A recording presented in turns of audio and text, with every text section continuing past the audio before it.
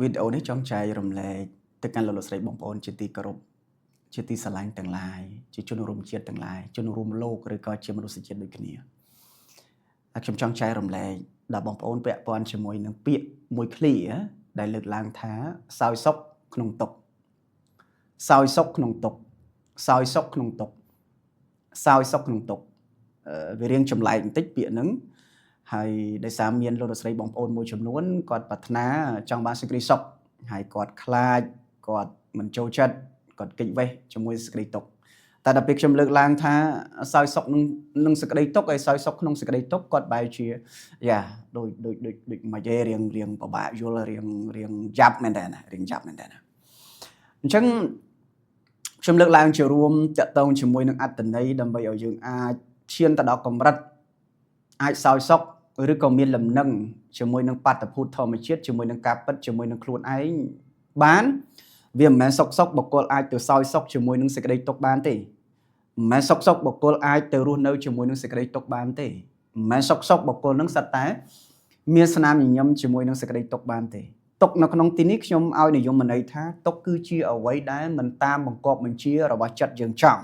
គឺវាអត់ស្ថិតនៅក្នុងការបង្គាប់បញ្ជាការទាមទាររបស់ចិត្តយើងទេអាហ្នឹងខ្ញុំឲ្យនិយមន័យពាក់ព័ន្ធជាមួយនឹងសេចក្តីទុក្ខនឹងឯងអញ្ចឹងធ្វើម៉េចដើម្បីឲ្យយើងអាចសោយសុខជាមួយនឹងការប្រែប្រួលសោយសុខជាមួយនឹងការកើតរលត់ឬក៏សោយសុខជាមួយនឹងសេចក្តីទុក្ខនឹងបានអញ្ចឹងខ្ញុំលើកឡើងនៅសារៈសំខាន់នៅធាតុផ្សំដែលធ្វើឲ្យយើងអាចសោយសុខរីករាយជាមួយនឹងសេចក្តីទុក្ខបានវាមានធាតុផ្សំរបស់វាធាតុផ្សំទី1គឺត្រូវតែមានសិលបរិសុទ្ធតែមានសិលធម៌នឹងឯងត្រូវតែមានសិលបរិសុទ្ធដាច់ខាតសង្វរសិលឬក៏សិលបរិសុទ្ធដែលទ្រទ្រង់កម្លាំងនឹងឲ្យអាចរស់នៅជាមួយនឹងការពិតនិងរស់នៅជាមួយនឹងសេចក្តីទុក្ខបានគឺផ្ដើមចេញអំពីការមានសិលទី2ត្រូវខ្លាយទៅជាម្ចាស់នៃចិត្តគេហៅថាមានសមាធិត្រូវសមាសមាធិយើងមិនអាចខ្លាយទៅជាម្ចាស់នៃចិត្តបានទេបើសិនបើយើងអត់មានសមាធិចិត្តយើងអត់អាចគ្រប់គ្រងចិត្តដែលយើងអត់មានវិធីដើម្បីឲ្យខ្លាយទៅជាម្ចាស់នៃចិត្តគេហៅថា master of mind ឬក៏ master mind អានោះទី2ទី3ត្រូវដឹងការពិតនឹងតែម្ដងត្រូវមើលឃើញការពិត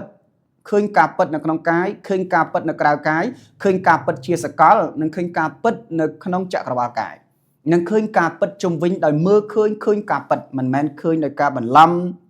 មិនមែនឃើញដោយលក្ខណៈត្រឹមតែសន្មតទេយើងអាចនិយាយថាឃើញដោយបរមត្តគឺឃើញដោយបរមត្តសច្ចៈឬក៏ឃើញដោយល្អិតឃើញដោយ vibration ឃើញដោយស៊ីជម្រៅថ្នាក់មិនបាច់បើកភ្នែកទេគឺឃើញដោយមែនតែនដោយត្រឹមដោយត្រូវគេថាឃើញដោយធម្មចក្ខុឬឃើញដោយបញ្ញាញាណអញ្ចឹងចំណុចទី3គឺ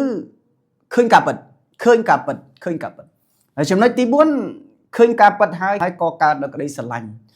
ញ់ជាសកលស្រឡាញ់ខ្លួនឯងស្រឡាញ់ធម្មជាតិខាងក្រៅស្រឡាញ់ជាសកលមិនមែនស្រឡាញ់រវាងភេទប្រុសភេទស្រីស្រឡាញ់ក្នុងភាពរួមរិទ្ធស្រឡាញ់ក្នុងភាពបង្កើតតណ្ហាឬក៏កាមគុណឬមេធនធម៌ក្នុងរូបភាពដែលយើងបានគិតនៅក្នុងចិត្តតែមែនទេគឺជាការស្រឡាញ់មួយគឺជាស្រឡាញ់ដែលគ្មានលក្ខខណ្ឌ unconditional love ឬក៏ស្រឡាញ់មួយដែលមានតុល្យភាពដែលមានធម៌ពលស្រឡាញ់ជាសកលអញ្ចឹងនៅក្នុងធាតុផ្សំទាំង4ហ្នឹងដែលវាដោះដាលដែលវាមានឡើងនៅក្នុងបុគ្គលណាម្នាក់ហ្នឹងបុគ្គលនោះគឺអាចរស់នៅមានសេរីភាពមានសេចក្តីសុខសេចក្តីចម្រើនគឺអាចរស់នៅសោយសុខជាមួយនឹងសេចក្តីទុក្ខបានហើយគឺអាចរស់នៅជាមួយនឹងសេចក្តីទុក្ខឬក៏រស់នៅជាមួយការពិតបានហើយតែបើសិនបើខ្វះមិនគ្រប់មិនគ្រាន់ទេគឺมันអាចពេញលេញมันអាចរស់នៅជាមួយនឹងការពិតហើយតែងតែប្រឆាំងជាមួយការពិតបំពេញការពិតហើយរស់នៅការទុក្ខវេទនាគ្មានទីបញ្ចប់ដោយសារតែខុសដំណើរអាចរស់នៅជាមួយការពិតដោយស្នាមញញឹមបានអញ្ចឹង4ចំណុចនេះរុញច្រានឲ្យមនុស្សអាចមានស្នាមញញឹមជាមួយនឹងសេចក្តីទុក្ខឬក៏រស់នៅសោយសុខនឹងសេចក្តីទុក្ខបានតើតើនឹងរបៀបធ្វើអានឹងវាមានផ្សេងទៀតតែខ្ញុំលើកឡើងជាធាតុផ្សំចំណុច4នេះដែលរុញច្រានឲ្យលោកស្រីបងប្អូននិងខ្ញុំនិងមនុស្សជាតិទាំងអស់ហ្នឹងទៅដល់ដូចគ្នាគឺអាចសោយសុខជាមួយនឹងសេចក្តីទុក្ខបានដោយស្នាមញញឹមណាបងប្អូនទាំងគ្នាអរគុណច្រើន